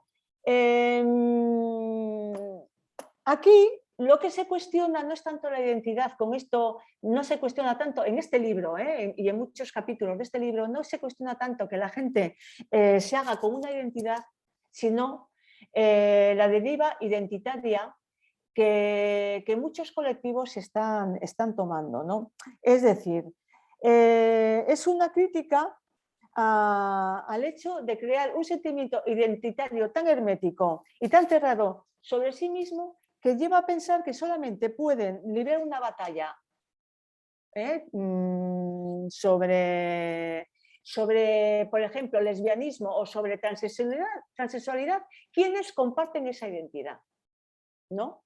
Entonces solamente pueden librar la batalla quien es trans, quien es lesbiana, quien es LGTBI, la batalla de la diversidad sexual y de género, solamente lo puede librar esto. El resto, quien no es LGTBI, lo que puede hacer es apoyar, animar desde la barrera, a sentir, pero nunca trabajar de igual a igual, ¿no? Y entonces, en este libro, Alianzas Rebeldes, lo que se cuestiona es esta deriva identitaria, ¿no? Porque la ven como problemática a la hora de crear alianzas, ¿no? Claro, o sea, si tienes una opción identitaria tan fuerte, tan fuerte, tan fuerte, o sea, que cierras el camino a otros aprendizajes y cierras el camino a otras intervenciones, etcétera, pues es como problemática, ¿no? Y eso de convertir la batalla LGTBI como solamente la batalla de las personas afectadas en cierta manera, pues es problemático, ¿no? Y entonces en estos textos se problematiza, se cuestiona este identitarismo problemático, ¿no? Esta deriva identitaria. Porque además ¿no? Lo que comentan es también establecer la distinción entre la persona y lo que es la estructura, la institución.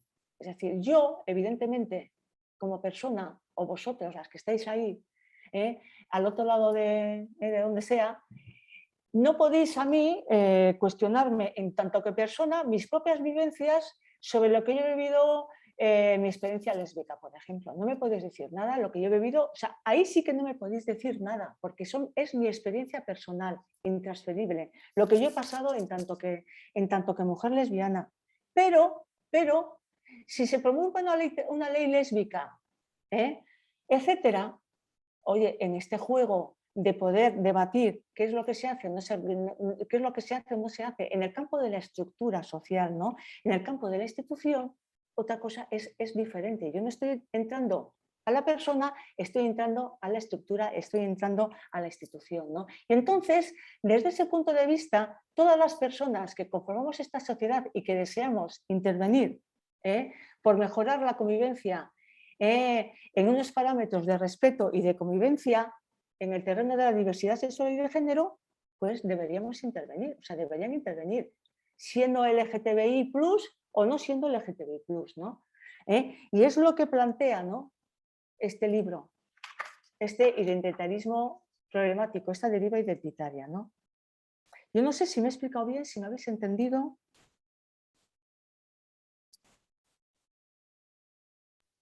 No tenemos ninguna intervención. Yo sí, igual le sumaría a lo que estabas diciendo, ¿no? Que me parece que el libro también quiere recoger un poco que esa lucha identitaria puede caer en el esencialismo, ¿no?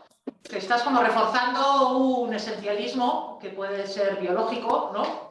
Y no creo, o sea, que sí que menciona que no solo los colectivos LGTB pueden hablar de estas cosas, o también puede ser lo que está pasando en el movimiento feminista. Solo las mujeres pueden hablar de qué es el feminismo o cuáles son las necesidades. Entonces, ¿qué son mujeres, no? ¿O qué son colectivos LGTB, ¿no? Entonces, bueno, yo creo que también es un poco esa que hemos comentado igual antes, ¿no? Que la identidad es importante, pero si solo te enzarzas en esa identidad y usas esa identidad como algo que puede tender hacia el esencialismo y al no tener alianzas, ¿no? Pues claro, si solo las mujeres pueden hablar de eso, nunca se van a juntar con una mujer trans si no la reconocen como mujer, ni se van a juntar con un hombre, ni, ¿no? Y eso aplicado a otras luchas, entiendo, ¿no? Sí. Claro, y no creamos alianzas porque tú no estás legitimada para hablar, ¿no?, de esto, ¿no? Y entonces, pues bueno, Tenemos una pregunta, Lala. Sí, sí. ¿Sería derivar a posiciones sectarias que terminan siendo exclusivistas y excluyentes? A mí me parece que sí. A mí me parece que sí. Sí, sí, muy excluyentes porque no permito que alguien que no comparta mi identidad, no permito que entre, ¿no?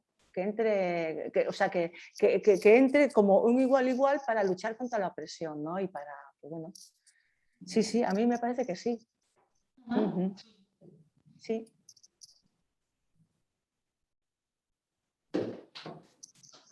¿Hay alguna? Si quieres continuar, por ahora no tenemos ninguna más. Vale, vale. ¿Igual sí? No, sí, aquí sí tenemos una pregunta o algo. A mí me gustaría entender cuál es el argumento de fondo que utilizan las personas que se posicionan a favor de la deriva identitarista. ¿Cuál es el argumento más profundo que utilizan estos que dicen que solo los trans pueden... O sea, me gustaría ponerme en la posición de... Bueno, la diferente a la que hemos expuesto aquí. No sé si... Sí, yo te he entendido perfectamente la pregunta. ¿Alguien quiere contestar a la pregunta? Sí.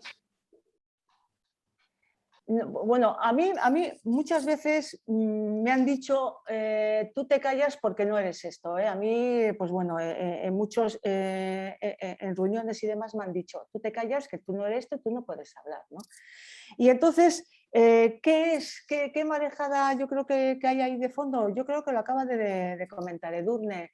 Se vive la identidad como una esencia y entonces lo que es mi... Y entonces solamente puedo compartir esto con las personas que realmente me pueden comprender a mí y que realmente pueden decirme cosas, ¿no? Y esas personas que realmente pueden decirme cosas y pueden ser mis aliadas y pueden estar brazo a brazo compartiendo mesa conmigo para luchar contra la opresión que yo estoy viviendo, son aquellas personas que comparten mi identidad, que son trans, que se definen como trans, ¿no? Y entonces yo creo que es entender de forma muy cerrada, muy hermética este tema, ¿no? de lo que soy y de la identidad, ¿no? Y entonces solamente pues bueno, como yo soy la afectada, porque tú no eres afectada, es decir, es esa historia de yo soy la afectada, es decir, si esto me va a afectar a mí, si tú no estás afectada, ¿no? Entonces, ¿para qué?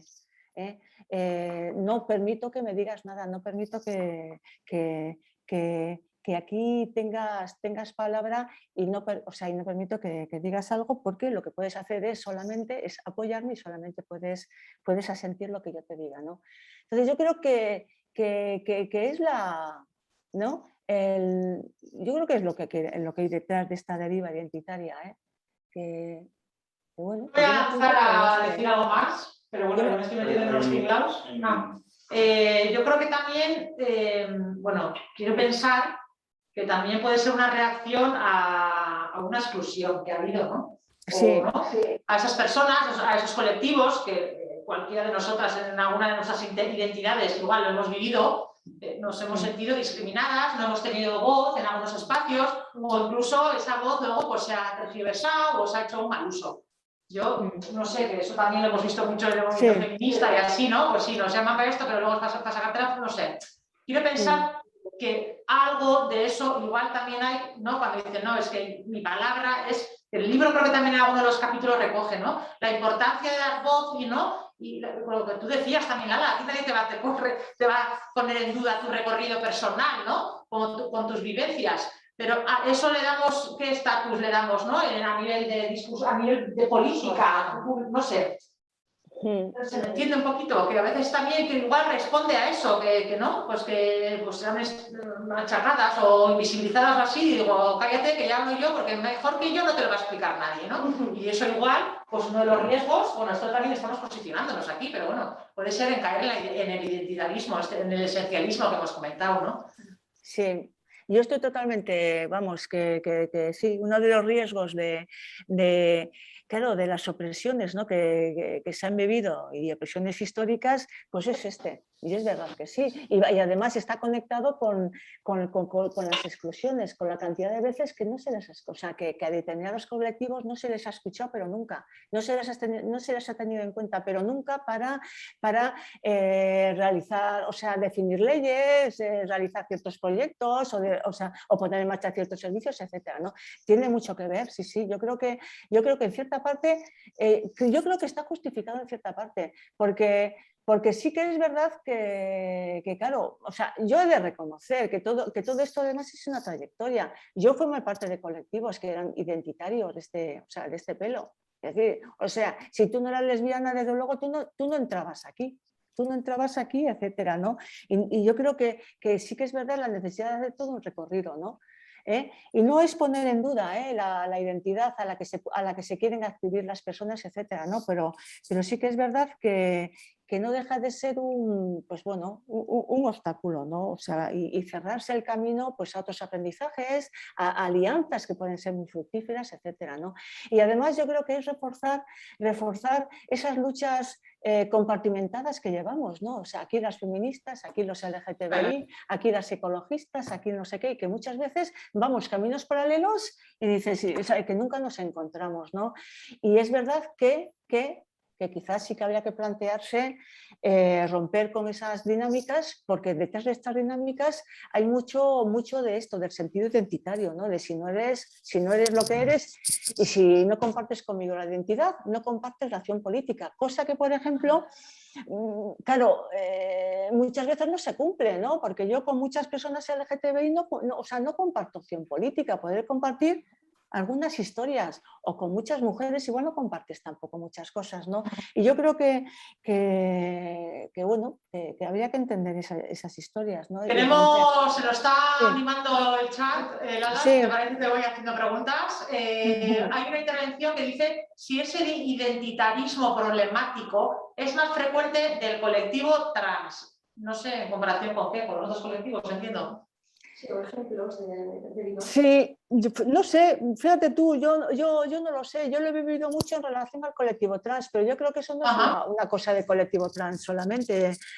Quien hace el análisis de este identitarismo problemático lo hace en relación al colectivo trans y es interesante leerle por eso, porque el análisis es mucho más complejo de lo que yo también, es mucho más extenso, pero yo creo que yo lo he visto en muchos colectivos, o sea, lésbicos, gays, en fin, o sea, que eso no... Y ahora mismo, por ejemplo, puede ser que en el colectivo no binario también se esté dando. Vale. Tenemos una mano levantada, alguien que quiere preguntar, creo que es Arcaiz, el compañero de San Arcaiz. Entzutena. Bai. Bai, respecto al debate, yo creo que quizás ayuda un poco a diferenciar la cuestión analítica de la propositiva, ¿no? La cuestión analítica de las propuestas políticas.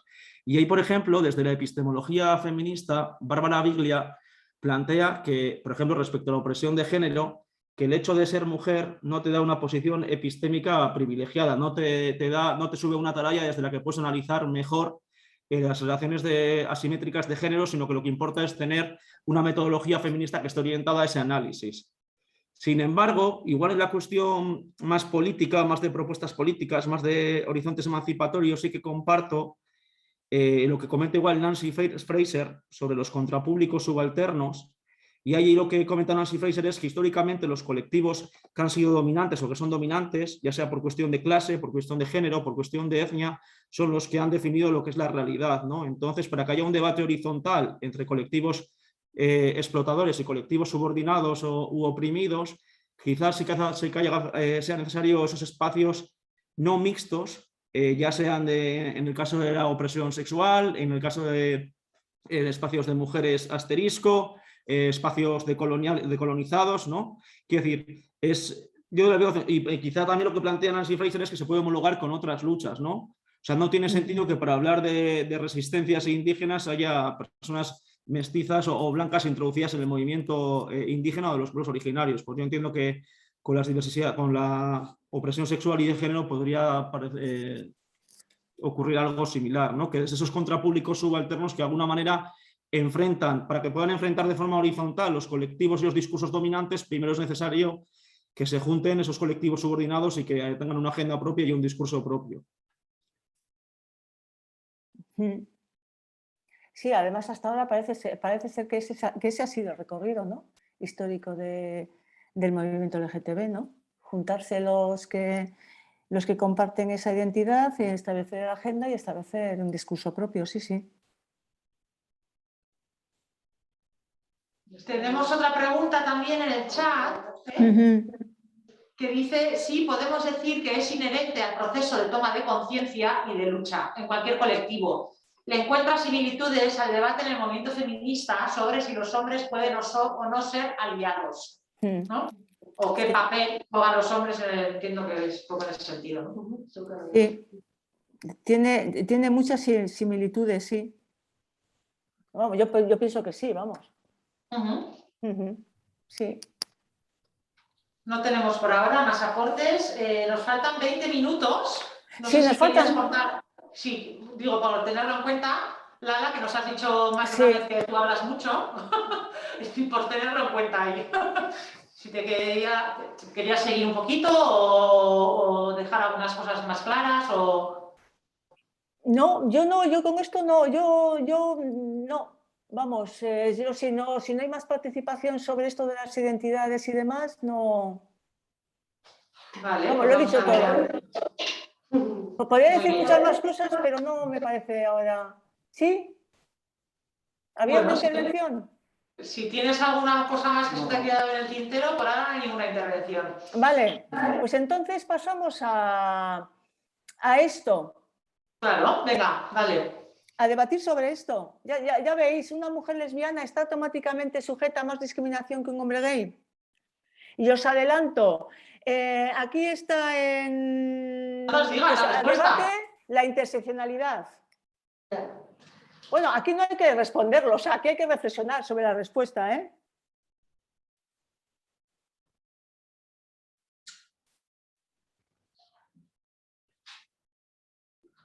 Bueno, a mí se me ocurre preguntarle qué contexto son esas personas, que seguro que también tiene importancia, ¿no? ¿De qué contexto son? ¿De qué color son? ¿De qué clase social? ¿De qué clase social son? ¿Qué sexualidad? Bueno, ahí no sé si ya eso sabemos de las personas, pero bueno. Porque a priori igual a mí me sale que una mujer está más discriminada que un hombre. Y una lesbiana, pues no sé, porque está más invisibilizada, creo, ¿no? O no sé, como que a la sociedad le molesta menos una lesbiana, porque yo creo que lo unimos también a la sexualidad femenina, y un hombre gay rompe con un imaginario que tenemos. Bueno, ahí lo dejo, yo ya he dicho bastante. Esta de verdad que no es una pregunta trampa, ¿eh? ¿Cuántas veces hemos dicho? Porque yo lo he dicho, bueno, yo me he pasado la vida casi diciendo, como somos mujeres y lesbianas, estamos, o sea, más sujetas a discriminaciones que ser hombre y que ser gay. Yo soy una de las personas que reconozco que lo he dicho hasta morir, ¿eh? Hasta morir, ¿eh? Que lo he dicho muchas veces. ¿Qué ha pasado, Lala, en el camino para cambiar? Claro, no, hasta que viene todo este tema de la interseccionalidad, ¿no? Este enfoque de analizar las realidades, ¿no? Que nos presentan las personas LGTBI, ¿no? O sea, llega esta mirada interseccional y entonces, Edurne, lo que tú dices, es decir, si yo sencillamente digo, como soy mujer y lesbiana, yo estoy en una escala de discriminación más alta que tú, que eres hombre y gay, sencillamente que, claro, pues no tengo en cuenta la cantidad de relaciones que se pueden dar entre sí, entre las distintas opresiones por las que pasamos las personas, no tenemos en cuenta el contexto en el que se está dando, etcétera, etcétera, etcétera, ¿no? Porque yo digo, por ejemplo, es decir, yo, mujer lesbiana, yo puedo decir que ahora estoy sujeta a más discriminación que una persona que se llama Hamad, que está aquí en Aldarte, que es solicitante de asilo y que está durmiendo en la calle y que es hombre gay, ¿yo realmente puedo decir eso? Pues no. Entonces yo tendría que aquí que aplicar un enfoque, ¿no? Un análisis interseccional, ¿no? una mirada interseccional para poder colocar, ¿no?, la realidad, en dónde está la realidad y poder decir, no, o sea, este hombre que se llama Hamad, que ha venido a nuestro país en busca de asilo y que está durmiendo en la calle, o sea, no está sometido. O sea, porque le están interseccionando, o sea, porque aquí, en la situación que está viviendo este hombre, se están juntando muchas intersecciones, el tema de la migración, el tema de que ha tenido que huir, solicitar asilo, el tema de la pobreza, la exclusión social, etcétera, etcétera, etcétera, ¿no? Y entonces yo no puedo hacer, ¿no?, como antes hacíamos cuando aplicábamos eso que seguro que conocéis, que es la múltiple discriminación o la discriminación múltiple, ¿no? Que hacíamos este suma y sigue, venga, sumábamos opresiones y entonces nos daba un listado de opresiones y entonces hacíamos, no, tú más que tal y tal, ¿no? Y entonces yo creo que este enfoque de la interseccionalidad pues nos da muchas claves para poder abordar la realidad de las personas pues bueno, desde diferentes Sí, posiciones. tenemos una intervención, Sí. igual, para Sí, venga. oír más voces. Hola, venga, adelante. Hola, sí, aquí, si hay posibilidad, es por una duda que tengo ahí metida dentro desde hace mucho tiempo, referido también a esto. Y por ahí está también, pues bueno, una compañera nuestra de una socia local, Alicia, que está igual también, pues no sé, supongo que compartirá porque hemos hablado mucho sobre esta cuestión. Nosotras hicimos un diagnóstico el año pasado, también era un momento un poco especial de pandemia, que no llegábamos a todo el mundo, pero era un diagnóstico en unas zonas concretas de Lima, en Perú, sobre la situación y la vulneración de derechos del colectivo LGBTI. ¿A quién hemos conseguido llegar y a quiénes no hemos conseguido llegar? Y esa es la cuestión que a mí me hace traer esta pregunta también, ¿no? Si una mujer lesbiana está automáticamente sujeta a más discriminación que un hombre gay. Hemos llegado a los hombres gays y a las mujeres trans, que además viven en el mundo marginal de la prostitución. No hemos conseguido llegar a ninguna mujer lesbiana. Entonces, claro, aquí entra mi conflicto mental sobre sexo, género, identidad. Las mujeres trans es que tienen un empoderamiento previo como hombres previamente, no lo sé, pero me preocupa no haber conseguido llegar a mujeres lesbianas y no sé si tiene que ver con esta discriminación automática por el hecho de ser mujeres. También es cierto que las mujeres trans están en una situación de vulnerabilidad que no tiene nada que ver con los hombres gays. Nada que ver. Pero bueno, pues es un conflicto mental que nos surge ante una experiencia concreta, ¿no?, que hemos tenido de diagnóstico también en unas circunstancias muy especiales, ¿no? Pero bueno, sin más. No, pues sé fíjate, no resuelvo ninguna duda, sino pongo más dudas sobre la mesa. Sí, y además yo además yo voy a poner hasta incluso más dudas, ¿no? Porque claro, o sea, es que yo creo que fíjate tú que has hecho hasta un análisis con una mirada interseccional, ¿no? Porque fíjate tú todo lo que has dicho, ¿no? Todas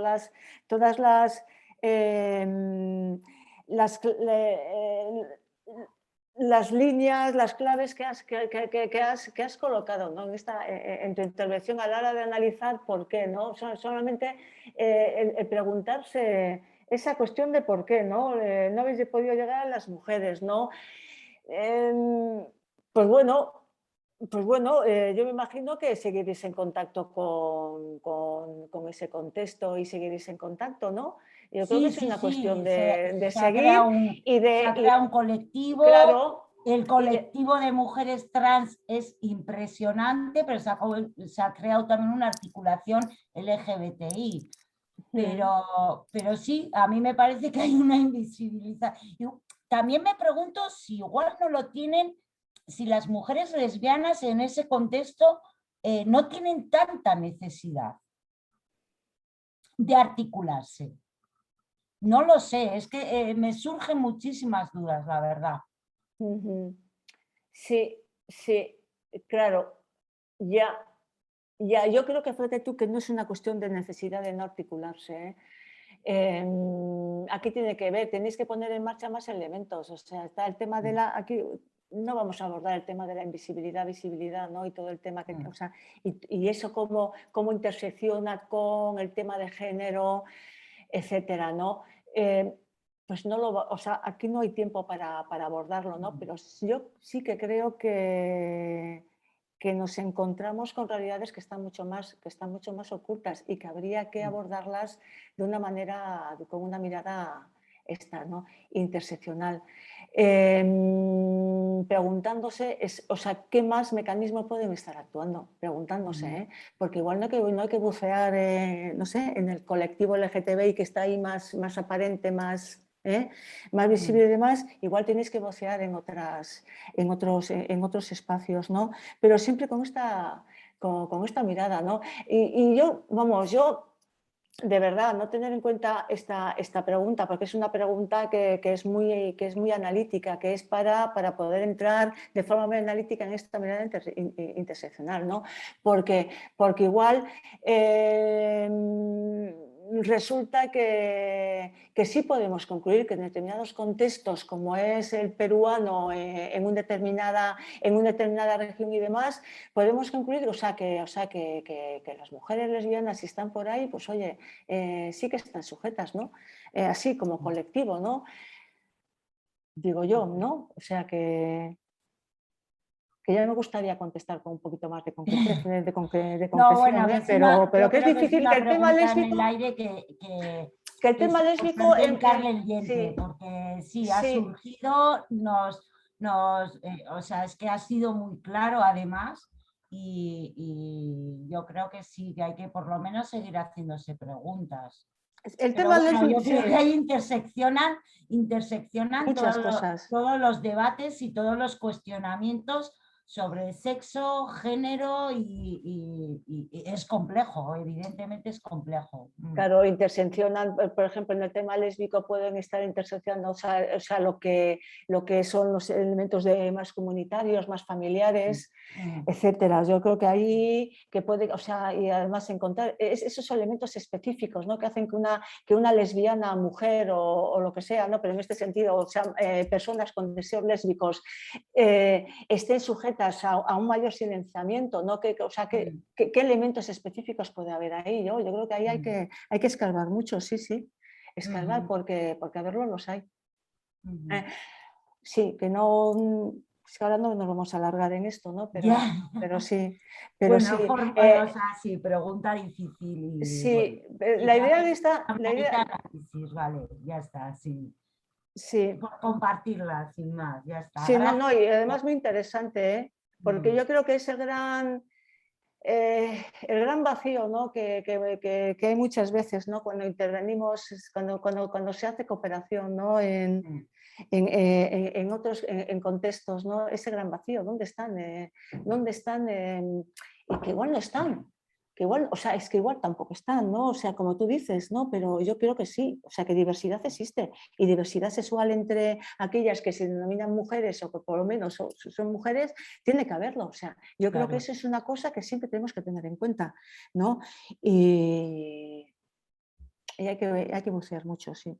Claro. Pero bueno, este ejercicio iba para abordar todo el tema del análisis interseccional, ¿no? Esa mirada más compleja que trasciende de lo que siempre hemos llamado la discriminación múltiple de las sumatorias, ¿no? O sea, no supongamos que alguien por aparentemente estar aquí así sumar determinadas opresiones, automáticamente se coloca jerárquicamente en un nivel de represión y opresión mayor que la persona que tiene al lado, ¿no?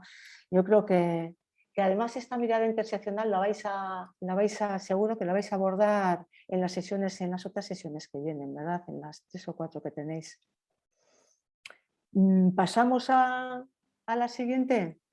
Yo bueno, haría un recordatorio, son -5, igual hay gente que tiene ahí una pregunta, una reflexión estupenda que no se ha atrevido a hacer hasta ahora y por si quieres soltarla, digo, porque ya Pues queda venga, pues 5 adelante. minutos. Y no sé si tú querías plantearnos alguna otra pregunta así para pensar, Lala, si tenías Yo alguna quería, nada, yo quería sobre todo que os quedéis con esto, o sea, en estos 5 minutos quedaros con esto. Sí. Con este relato que es real.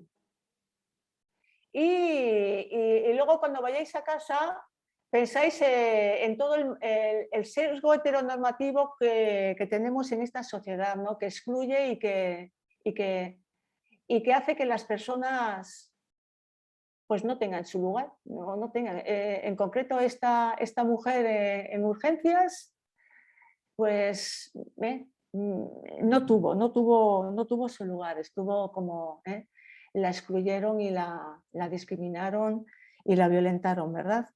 Y entonces, ¿no? Un poquito la reflexión acerca del sistema heteronormativo y sus sesgos, ¿no? Que vivimos.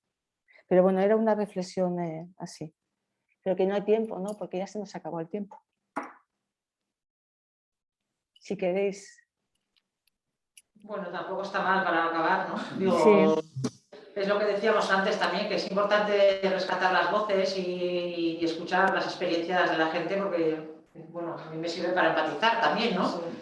Que esto también a su vez nos lleva lo de las etiquetas, pues claro, es que es importante también lo de las etiquetas, si no esto no lo pones encima de la mesa o no haces una agenda o no haces un reclamo, ¿no? Desde la realidad, ¿no? A esta mujer se le trató así por una cosa entre todas que la hace persona, ¿no? Por una cuestión, por un factor, ¿no? Sí, porque era una mujer trans, negra, migrante. Sí, que tiene sus derechos igual. Que tiene, ¿no? Y entonces, claro, pero yo solamente deciros que muchas personas LGTBI, cuando se hacen diagnósticos, etcétera, se enfrentan en sus vidas diarias y cotidianas a un sistema que funciona de forma heteronormativa, no tanto en cuestión de sexualidades normativas como géneros normativos, ¿no? Y se enfrentan a diario. Y cuando se enfrentan a diario es que no encuentran su lugar. Esto es un ejemplo, pero cuando alguien va, no sé, lleva las criaturas al colegio y se encuentran con formularios que, a ver, tu papá y tu mamá, cuando tiene 2 mamás, y entonces los formularios son papá y mamá, etcétera, ¿no? Y yo creo que esto es una reflexión de cómo muchas estructuras de esta sociedad, pues bueno, funcionan de una manera con un sesgo heteronormativo muy fuerte y excluye y hace que las personas LGTBI, pues bueno, o sea, sean excluidas en algunos contextos de manera brutal, porque ni por leyes, o sea, porque las leyes las discriminan y las violentan a todas horas, o de forma un poquito más sutil, como es este caso, donde tiene derecho de urgencias, pero en urgencias le hacen sentir que, oye, que este no es tu lugar, ¿verdad? Vale, yo creo que como última reflexión, pues bueno, sobre este sesgo heteronormativo con el que funcionamos, ¿no? Y con el que muchas veces elaboramos leyes, elaboramos las mismas. Mira, el tema pandémico, con las medidas de pandemia y de confinamiento, habría mucho que hablar sobre el sesgo heteronormativo, ¿no? Habría mucho que hablar, por ejemplo, ¿no? Y no tenemos tiempo de hablar. Entonces, bueno, que sirva este último como para reflexionar sobre eso, ¿no? Muy bien, pues eskerrik asko, Lala.